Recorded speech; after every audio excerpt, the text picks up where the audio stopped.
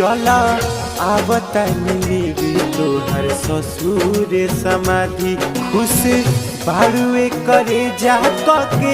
दोसरा से शादी खुश बारुए करे जा के दोसरा से शादी चला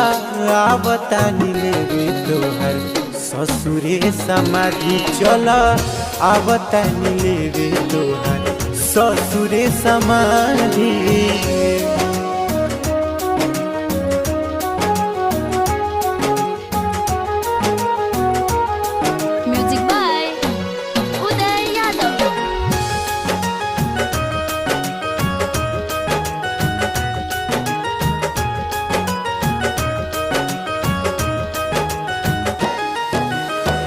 हमरा से प्यार कैलू